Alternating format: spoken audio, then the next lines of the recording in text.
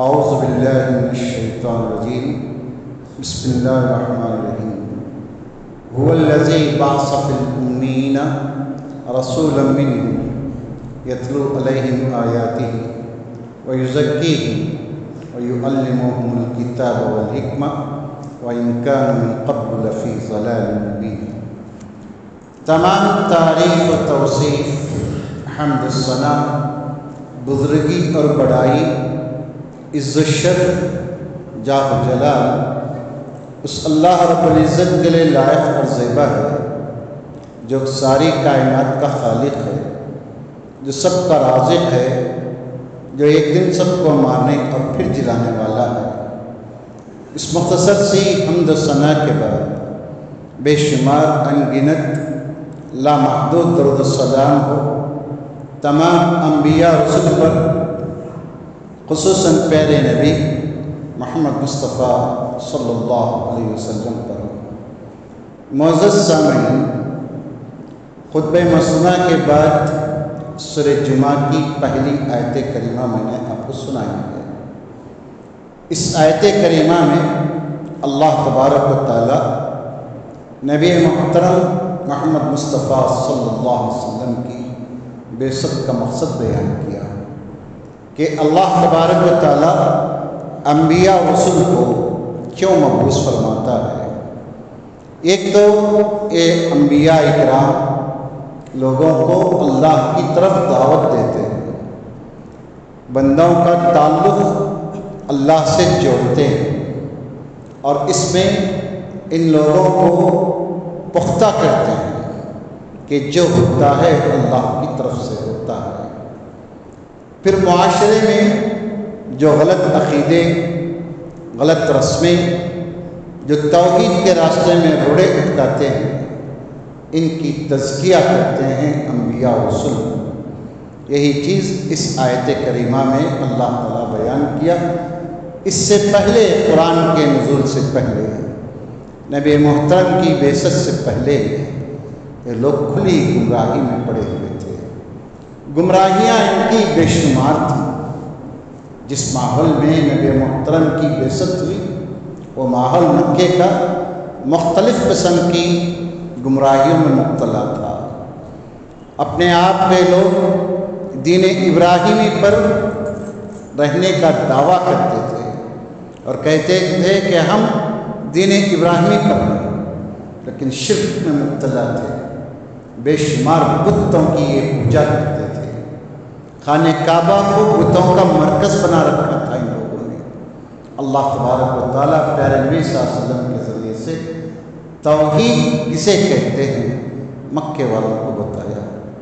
ان لوگوں کے پاس نہ صرف توحید پہ قلم تھا بلکہ ان کے عقیدوں میں بعض چیزوں میں یہ لوگ عجیب عجیب قسم کے اعتقادات رکھتے تھے۔ مثلاً یہ لوگ پرندوں کو، دنوں کو، مہینوں کو، سال کو، انسانوں کو یا اللہ کی مخلوقات کو منحوس سمجھتے تھے۔ اسلام نے ان کے ان عقیدوں کو ختم کیا۔ منحوس کسے کہتے ہیں؟ پہلے ایک ڈیفینیشن طے ہو۔ منحوس کہتے کسے؟ منحوس وہ آدمی جو بلاؤں میں، مصیبتوں میں، پریشانیوں میں، بیماریوں میں، ہما قسم کی آفتوں میں مبتلا، جو بھی کام کرنا چاہے وہ کام اس کا ناکام، اس کو منحوس کہتے ہیں۔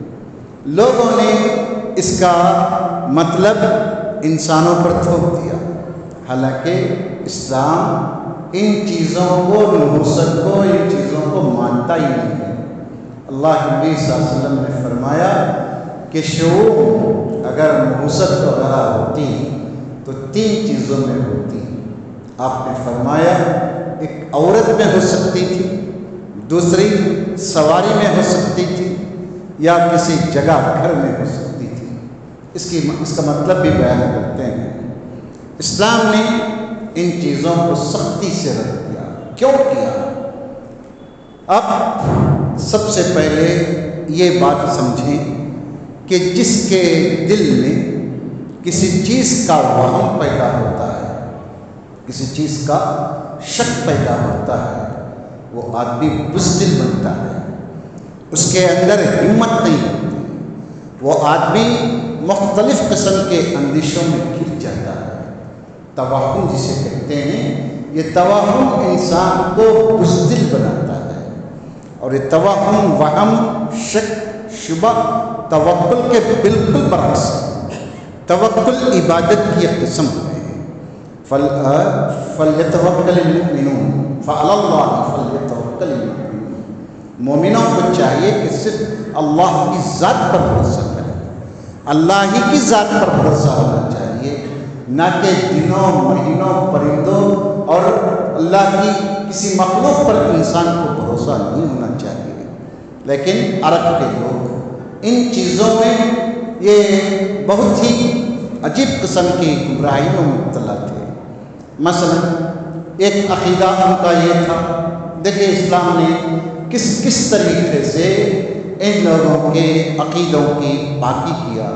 یزکی، اللہ کے نبی محترم تزکیہ فرماتے تھے۔ آپ صلی اللہ علیہ وسلم کے زمانے میں سورج کو گرہن لگا، ان لوگوں کا عقیدہ تھا کہ سورج اور چاند کو گرہن لگنا یہ نحوست ہے۔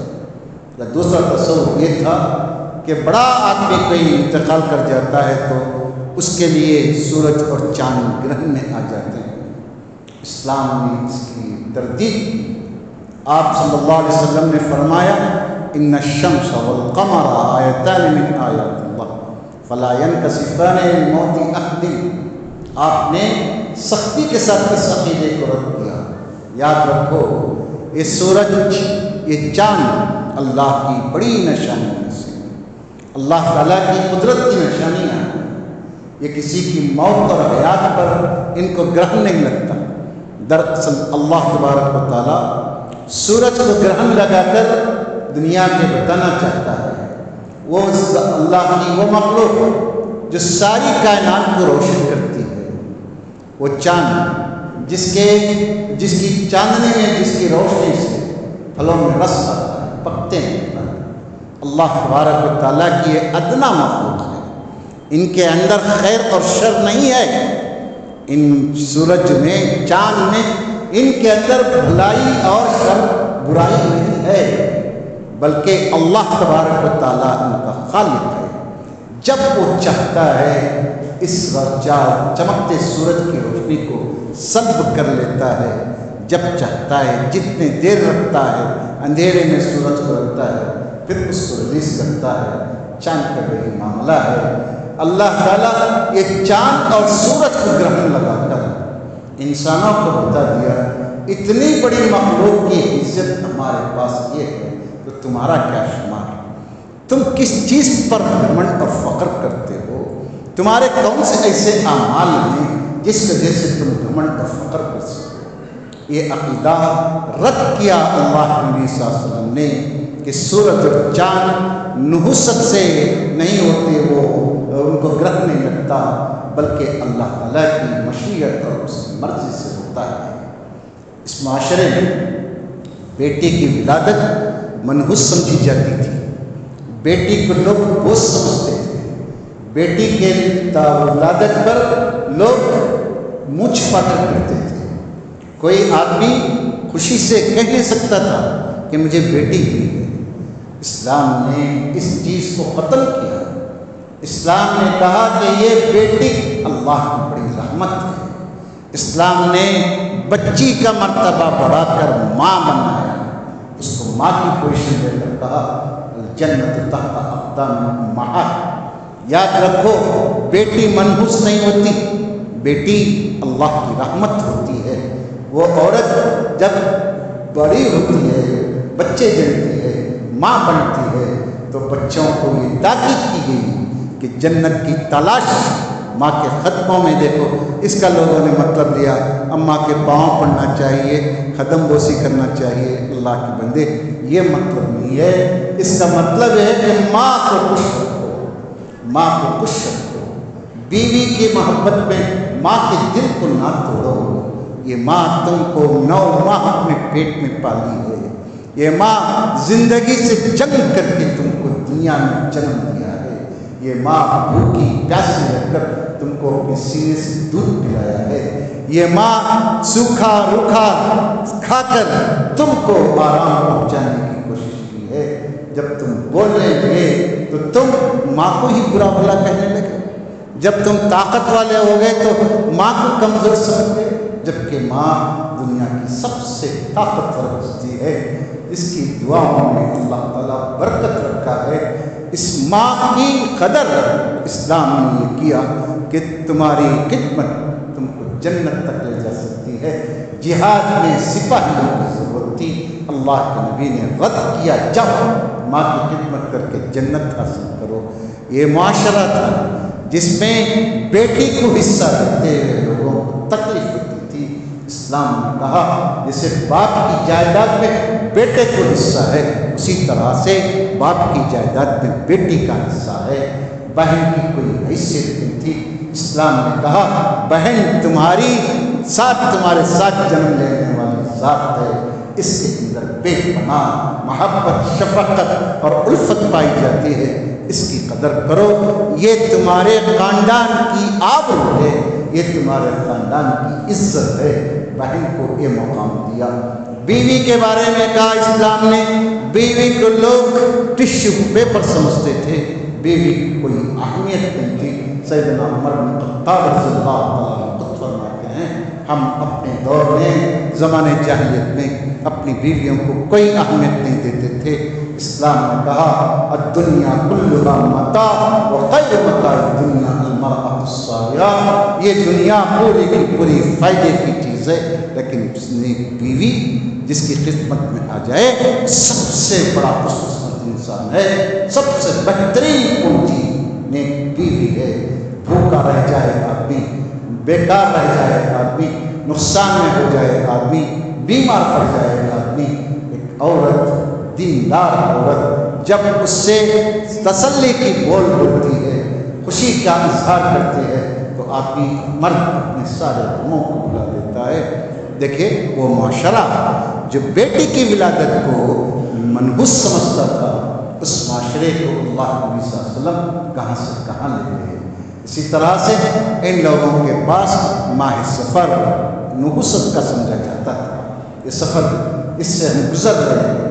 یہ لوگ عرب کے لوگ اس مہینے میں عجیب عجیب قسم کی حرکتیں کرتے تھے، عجیب عجیب قسم کے ان کے اعتقادات تھے۔ اسلام نے کہا لا سفر ولا تیرتا ولا عدوا ولا حامہ۔ اللہ نبی صلی اللہ علیہ وسلم نے فرمایا دیکھو کوئی سفر وفر نہیں ہے، کوئی متعدی چیزیں نہیں ہیں، کوئی الو کا مسئلہ نہیں ہے، بلکہ اللہ تعالیٰ کی طرف سے سب چیزیں ہیں۔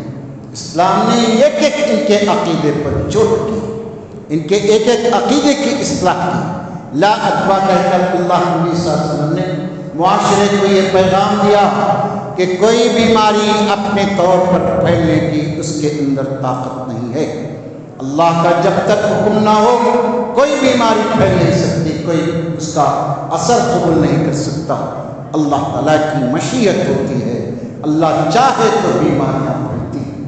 تو اللہ نبی صلی اللہ علیہ وسلم سے ایک صحابی نے عرض کیا اللہ نبی صلی اللہ علیہ وسلم ہم دیکھتے ہیں، میں بیابان میں رہتا ہوں، ایک صحت مند اونٹنی ایسا معلوم ہوتا ہے کہ ذبح گویا کہ وہ ہرنے ہیں جو جنگل میں چل رہے ہیں۔ جب اس ریوڑ میں ایک خارج زدہ اپنے کو چھوڑتے ہیں تو اللہ کے نبی اس سارا ریوڑ سارے کا سارا گلہ وہ کیا ہو جاتا ہے، خارج زدہ ہو جاتا ہے۔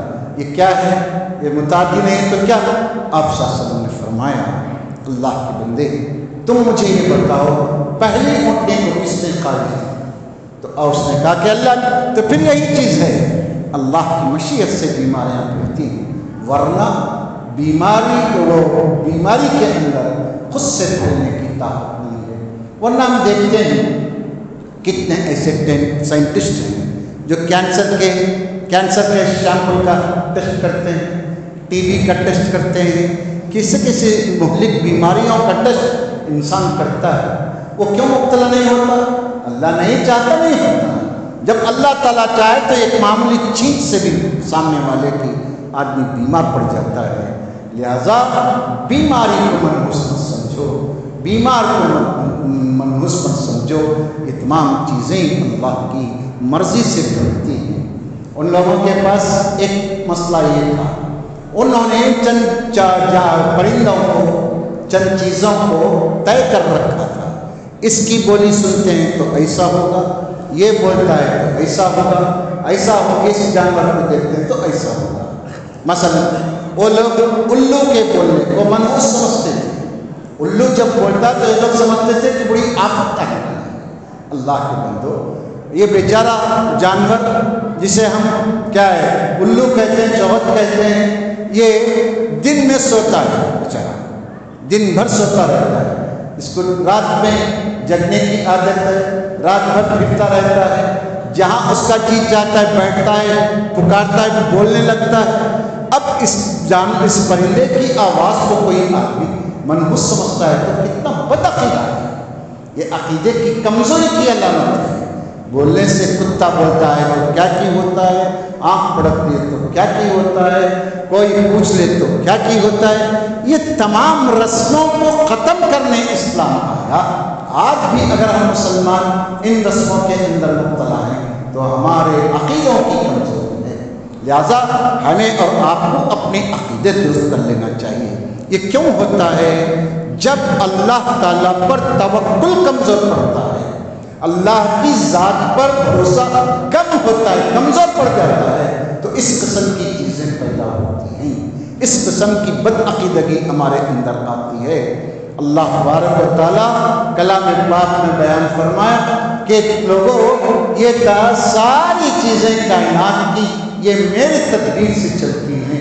رب کے معنی تو وہی ہیں، رب کے معنی خالق کے، رب کے معنی مالک کے، رب کے معنی مدبر کے۔ یہ تدبیر، یہ کائنات کو چلانے کی ذات اللہ تعالیٰ کی ہے۔ اگر میں الو کو سمجھو کہ یہ نحوست لاتا ہے، کوے کو سمجھو کہ یہ رشتہ داروں کو لاتا ہے، بلی کو سمجھو کہ یہ میرا کام کاٹتی ہے، تو میں کیسا مسلمان؟ میں اللہ کے پر کلمہ لا الہ الا اللہ پڑھنے کا مطلب کیا ہوا، اس کا مقصد کیا ہوا؟ اللہ کے بندو، جو آدمی ان چیزوں کو زار اور نافع سمجھتا ہے، ان چیزوں کو نفع اور نقصان کا مالک سمجھتا ہے، وہ پھر سے توبہ کرے، کلمہ پڑھے اور اسلام میں داخل ہو۔ کسی بھی مخلوق میں اللہ کے سوا کسی کے اندر نہ نفع پہنچانے کی طاقت ہے، نہ نقصان پہنچانے کی طاقت ہے، الا کہ اللہ تبارک و تعالیٰ ان کے ذریعے سے مقدر کرتے۔ محترم سامعین، اسی طرح سے ان لوگوں کا ایک عقیدہ تھا۔ کیا عقیدہ تھا؟ کہ معاشرے میں دعوت و تبلیغ کرنے کا یہ آج سے نہیں، یہ شروع زمانے سے اللہ تبارک و تعالیٰ معاشرے میں اصلاح کے لیے انبیاء و رسولوں کو بھیجتا رہا۔ حضرت عیسیٰ علیہ السلام کے زمانے میں فلسطین کی طرف تین قاصدوں کو حضرت عیسیٰ علیہ السلام کے مبلغین پہنچے۔ ان لوگوں نے وہاں پر اصلاحی کام شروع کیا، لوگوں کو توحید کی دعوت دیتے رہے، لوگوں کو ایک اللہ کی طرف بلاتے رہے۔ اتفاق ایسا ہوا کہ اس زمانے میں بارشیں بند ہو گئی، بارشیں پوری طرح سے بند ہو گئی، وہاں پر وبائیں ہو گئی، حیوان مرنے لگے، انسان مرنے لگے۔ تو ان لوگوں نے کہا قالوا انا تطیرنا بکم، ان لوگوں نے کہا لوگو تم اللہ کی طرف دعوت دیتے ہو، کہتے ہو تم ایک اللہ کی پرستش کی باتیں کرتے ہو، ہم تم سے بدشگونی لیتے ہیں، تمہاری نعوذ باللہ نحوست کی وجہ سے یہ بارشیں بند ہو گئی ہیں، تمہاری آمد اور تمہاری تبلیغ کی وجہ سے یہاں پر ہم لوگوں کو مسائل پیدا ہوئے ہیں۔ لَإِن لَمْ تَنْتَهُوا، اگر تم اس دعوت کے کام سے باز نہیں آؤ گے، لَيَمَسَّنَّكُم مِّنَّا عَذَابٌ أَلِيمٌ، تو ان لوگوں نے کہا کہ ہم تم کو بہت سخت عذاب دیں گے، اگر تم ان چیزوں سے نہیں رکو گے تو ہماری جانب سے تم کو بہت سخت تکلیف ہوگی، ہم لَنَرْجُمَنَّكُمْ، پتھر مار مار کر ختم کریں گے۔ یہ تمام باتیں ان لوگوں نے کی. صرف ان لوگوں کے ساتھ نہیں تھا، یہ 3 لوگوں کے ساتھ نہیں ہے. معاشرے میں جب بھی آپ یہ اصلاحی کام کریں گے، مثلا سفر کے معاملے میں ایک آدمی سے کہیے کہ بھائی تیرا تیزی کچھ بھی نہیں ہے، بیکار کی بات ہے، آپ اب سفر کے مہینے میں شادی کرو. شادی کر لیا، ایک آدمی شادی کیا، اتفاق سے وہ رشتہ ٹوٹ گیا، کچھ ہوا تو لوگ کیا کہیں گے؟ یہ منحوس کی بات سن کر ہمارے گھر میں آفت آئی. یہ چیز آج بھی ہوتی ہے، شروع دن سے یہ چیز چلی آ رہی ہے.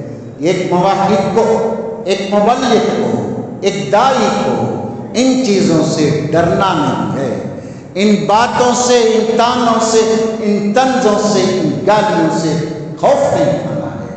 سینہ تان کر کہنا ہے یہ مشیت الہی سے ہوا، اللہ تعالیٰ چاہا تو ہوا، اللہ تبارک و تعالیٰ نہیں چاہتا تو نہیں ہوتا. عقیدے بہت عام ہیں دوستو، نماز روزوں پر جنت ملنے والی نہیں ہے. اچھا ذہن میں رکھو، جنت توحید پر ملے گی، جنت توحید والے کو ملے گی، جنت موحدین کے لیے تیار کی گئی ہے. نماز روزے نہیں پڑھتے تو جھوٹے پڑیں گے، لیکن اگر نماز کے ساتھ شرک ہے، بد عقیدگی ہے، عقیدوں میں اصلاح نہیں ہے، تو یقین جانیے یہ نماز روزوں کا اجر دنیا میں اللہ تعالیٰ آپ کے اولاد کو آپ کو دے گا، لیکن جنت میں نہیں جا سکتے. کیونکہ اللہ نے کہا کہ جس طرح سے سوئی کے ناکے سے منہ نہیں نکل سکتا، اسی طرح سے جنت میں کوئی مشرک بد عقیدے والا جنت میں داخل نہیں ہو سکتا. وہاں مسلمان مومن کافر نہیں کر اللہ. جو آدمی بد عقیدہ ہے، جس کے دل میں رائی دانے برابر شرک ہے، ایسے انسان کو اللہ تعالیٰ جنت کی بات نہیں بتاتا. ہاں ایک آدمی موحد ہے، نماز بے نمازی ہے، شرابی ہے، کیا کیا کچھ کرتا ہو، لیکن شرک سے اتنی دور ہے، اتنا دور ہے، اللہ تبارک تعالیٰ اس کو معاف کرے گا، سزائیں دے گا. پھر وہ نہر غوطہ میں اللہ تعالیٰ نہر حیات میں ڈبکی لگائے گا، نیک اور پاک ہو جائے گا، جنت میں بھیج دے گا. لیکن ایک مشرک رائی دانے برابر بھی یہ سمجھتا ہے کہ یہ چیزیں ہوتی ہیں، ہمارے باپ داداؤں سے ہوتی آ رہی ہیں، اب بھی ہو سکتا ہے. یہ شرک ہے، یہ بد عقیدگی ہے. سچی توبہ نہیں کریں گے تو اللہ تعالیٰ کو معلوم انجام کیا ہوگا، کتاب و سنت سے ہی معلوم ہوتا ہے. بد عقیدگی کے ساتھ جنت ناممکن ہے. محترم سامعین، ان مبلغوں نے کیا کہا؟ قالوا طائرکم معکم، تمہاری بدفعلی، تمہاری بدشگونی، تمہارا سوچنا تمہارے ساتھ. قالوا طائرکم معکم ان ذکرتم، اگر نصیحت حاصل کرو گے تو خیر. حادثات دیکھ لو، وائناڈ کو دیکھ لو، پڑوسی ریاست کس طرح سے اللہ تبارک و تعالیٰ اپنی ایک معمولی مخلوق پانی، اس پانی کے ذریعے سے بستیوں کو سیلاب کی شکل میں تنکوں کی طرح اڑا دیا. ان ذکرتم، نصیحت حاصل نہیں کرو گے تو بنگلہ دیش کو دیکھ لو، 2 دن سے 3 دن سے جل رہا ہے. یہ ماحول، یہ آس پاس کا ماحول نصیحت کے لیے اللہ بتاتا ہے. اس سے نصیحت حاصل نہیں کرو گے تو یہ ہمارے درمیان بھی فٹ ہو سکتے ہیں. نومبر 4 سال پہلے ہم نے چنئی میں دیکھا سیلاب کی شکل کیسی ہوتی ہے. یہ ساری چیزیں، میں یہ نہیں کہہ رہا ہوں کہ عذاب ہے، یہ کیا ہے، وہ میں اتنا بڑا عالم بھی نہیں، میرا اتنا بڑا تقویٰ بھی نہیں ہے، لیکن ہم قرآن و حدیث کی روشنی میں کہتے ہیں کسی کی آفت دوسرے کے لیے عبرت ہوتی ہے. جیسے آپ صلی اللہ علیہ وسلم نے دعا سکھائی، ایک بیمار کو دیکھ کر دل میں دعا پڑھو، الحمدللہ الذی عافانی مما ابتلاک بہ، اللہ میں تیری تعریف بیان کرتا ہوں، اس انسان کو جو مصیبت میں تو پھنسایا ہے اس سے تو مجھے نجات دیا، میں تعریف بیان کرتا ہوں. یہ دعا کیا سکھا رہی ہے؟ یہ دعا مجھے سکھاتی ہے دوسروں کی آفت کو دیکھ کر فَاعْتَبِرُوا يَا أُولِي الْأَبْصَارِ فَاعْتَبِرُوا يَا أُولِي الْأَلْبَابِ، نصیحت حاصل کرو، عقیدوں کو اچھے رکھو، عقیدے سخت رکھو، توحید اتنی مضبوط ہو، اللہ سے اتنی محبت ہو، اللہ تعالیٰ سے اتنا پیار ہو، اللہ کے سوا کوئی دوسرا دل میں سما نہ سکے۔ کوئی اللہ اس لیے کہتا ہے میں نے کسی کے سینے میں دو دل نہیں پیدا کی کہ ایک دل سے وہ اللہ کو چاہے، ایک دل سے غیر اللہ کو چاہے، ناممکن ہے۔ اچھی طرح ذہن میں بٹھائیں۔ آپ کہیں گے دنیا میں ہم دیکھتے ہیں کہ یہ مشرک، یہ قبر پرست جمعہ آ کر ہمارے پڑوس میں قبر کی زیارت کرنے والے، اس کا طواف کرنے والے خوشحال ہیں خوشحال۔ اللہ تبارک و تعالیٰ ان کو اور دے گا۔ کیا ان چیزوں کو دیکھ کر، کیا ان کی خوشحالی کو دیکھ کر توحید سے سودا کرو گے؟ ایک اللہ کے ساتھ شریک کرنے بیٹھ جاؤ گے؟ کیا ان لوگوں کو دیکھ کر اپنے اعتقادات کو کمزور کرو گے؟ اس سے بڑا بیوقوف کون ہو سکتا ہے؟ اللہ تعالیٰ نے کلام پاک میں فرمایا یہ دنیا، یہ مشرکین کو اللہ جو دے رہا ہے اسے زخرف پڑھے۔ قرآن پڑھنے کی کتاب ہے، قرآن مطالعے کی کتاب ہے، قرآن عبرت کی کتاب ہے۔ پڑھ کر دیکھے قرآن کیا کہتا ہے۔ میرے مسلمان بندوں کی آزمائش کا مجھے یہ نہیں ہوتا تو ان کافروں، ان مشرکوں کے چھتوں کو سونے چاندی کے بناتا، اتنی دولت میں دیتا کہ یہ سیڑھیاں سونے چاندی کے بناتے، یہ اپنے گھر کی در و دیوار سونے چاندی کے بناتے۔ اتنی دولت اللہ تعالیٰ چاہتا تو دیتا، لیکن کمزور ایمان والے اپنے ایمان کا سودا کر بیٹھیں گے، اس لیے اللہ تبارک و تعالیٰ ان کو اتنا نہیں دیتا۔ محترم سامعین، عقیدے اچھے رکھیے، عقیدوں کی بنیاد پر اللہ تبارک و تعالیٰ فیصلے کرتا ہے۔ عقیدے اگر بگڑ گئے تو آنے والی نسل، آپ دیکھ لیجئے بھارت کا سلیبس اٹھا کر دیکھیے، کہاں آپ کو اخلاقی تعلیم دی جا رہی ہے، کہاں آپ کو عقیدوں کی تعلیم دی جا رہی ہے، کہاں آپ کو اچھی باتوں کی ترغیب دلائی جا رہی ہے۔ بھارت کی حکومت تو اس بات پر مصر ہے کہ مسلمانوں کی جائیداد پر ڈاکہ راج دل ڈالا جائے، ان کے اوقاف کو ختم کیا جائے۔ ان کے اوقاف کو 2013 میں جو قانون اوقاف کے مضبوط کیے گئے 40 امنڈمنٹ کے ذریعے سے ان قوانین اوقاف کے ایکٹ کو کمزور کرنے کی کوشش، اللہ کا فضل، کل پارلیمنٹ میں ہنگامہ ہوا۔ یہ 10 سال میں پہلی مرتبہ یہ حکومت اپنے آپ کو کمزور محسوس کر کے بل واپس لی اور اس کو وہ اس پہ وہ ایڈوائزری بورڈ کو بھیجنے کے لیے راضی ہوئی۔ یہ دعائیں انسان کی کام آتی ہیں دوستو۔ ہم نے دعائیں کی، اللہ ظالموں کے ظلم سے بچا، ساتھ میں عقیدے اچھے رکھیے۔ قرآن مجید یہی کہتا ہے، قرآن کہتا ہے لَئِن ذُكِّرْتُمْ، تو اگر تم نصیحت کرو گے تو بھلائی ہے، بلکہ تم لوگ ایسی قوم ہو جو سن کر دیکھ کر، میں تم سے نہیں کہہ رہا ہوں، قرآن کہہ رہا ہے، ان مبلغوں نے کہا ہم دیکھتے ہیں کہ تم لوگ حد سے بڑھنے والے ہو، نصیحت حاصل نہیں کرتے، تم ان مصیبتوں کو ہمیں سبب بتاتے ہو، ہم نہیں ہیں سبب، تمہارے اعمال، تمہارے اسباب ہیں۔ مائی بہنیں ہمیشہ یاد رکھیں، اگر ہم اپنے دلوں کے اندر کسی چیز کی وجہ سے کسی چیز کو نفع اور نقصان پہنچانے والی سمجھتے ہیں تو یہ شرک ہے، اللہ تعالیٰ اس کو معاف نہیں کرتا جب تک کہ سچے دل سے توبہ نہ کی جائے۔ لہٰذا اس ماہ میں سفر میں لوگ غلط قسم کے عقیدے رکھتے ہیں، خاص طور پر وہ آخری چاشبہ جس دن اللہ نبی صلی اللہ علیہ وسلم بیمار پڑے تھے۔ نادان مسلمان، جاہل مسلمان، بیوقوف مسلمان اس دن خوشیاں مناتے ہیں۔ جس دن 27 سفر کو اللہ نبی صلی اللہ علیہ وسلم کی بیماری شروع ہوئی، اس دن کہتے ہیں شیعہ یہودی، یہ نصرانیوں کی سازش، اس دن مسلمانوں کو کہتے ہیں کہ آپ کے نبی شفایا ہوئے تھے۔ جھوٹ ہے، جھوٹ کا پلندہ ہے۔ پڑھیے، سیرت کی کتابیں پڑھیے، مطالعہ کیجیے، گھر میں اچھا لٹریچر لائیے، مطالعہ رکھیے تاکہ بچوں کے اندر اسلام منتقل ہو۔ اللہ تعالیٰ سے میں یہی دعا کرتا ہوں، اللہ تعالیٰ مجھے آپ کو سب کو اچھے سچے پکے عقیدے رکھنے کی توفیق عطا فرما۔